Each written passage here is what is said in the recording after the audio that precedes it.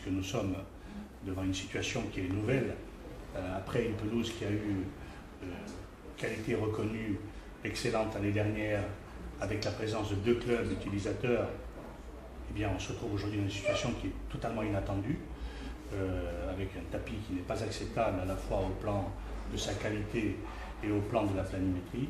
Donc nous allons effectivement, première chose à faire, c'est faire le diagnostic, faire le constat, établir le constat le plus partagé et sérieux possible, car on ne peut pas rester dans cette situation compte tenu des sommes que nous injectons, pour que la communauté injecte pour faire que cette pelouse soit dans le meilleur état possible. Plus de 500 000 € par an. Donc on est en droit d'en attendre une qualité excellente. Il se trouve que cette qualité, nous ne pourrons l'atteindre, nous le savons, que par 2 aspects. Premièrement, le maintien de la luminothérapie en période hivernale, et ça nous ne le savions pas et nos prédécesseurs ne l'avaient pas imaginé non plus.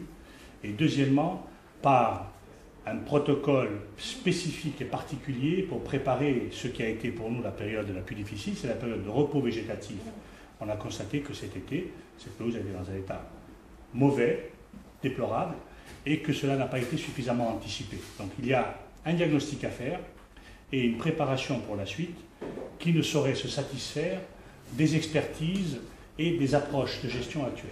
Alors, nous avons des éléments d'information qui ne sont pas un diagnostic précis pour l'instant. Nous savons que des travaux ont été opérés avec un petit décalage, peut-être que ça peut avoir une partie de l'explication.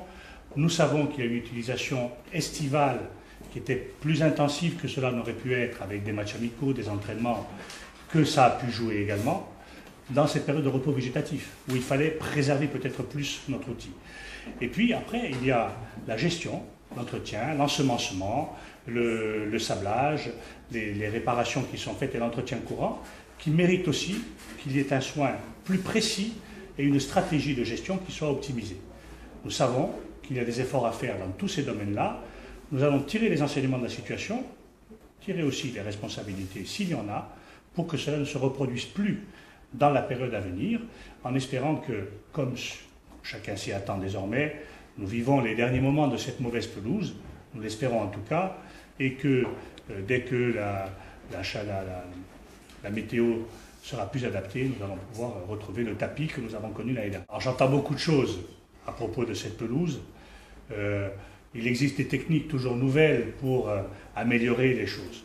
Mais cette pelouse a été refaite 2 fois au cours des 4 dernières années. C'est déjà un début de problème que l'on peut apparenter à de la gabegie. Nous n'allons pas continuer à imaginer que nous allons encore substituer. Alors, rien n'interdit d'y réfléchir pour l'avenir, pour optimiser les choses. Aujourd'hui, il n'en est pas question.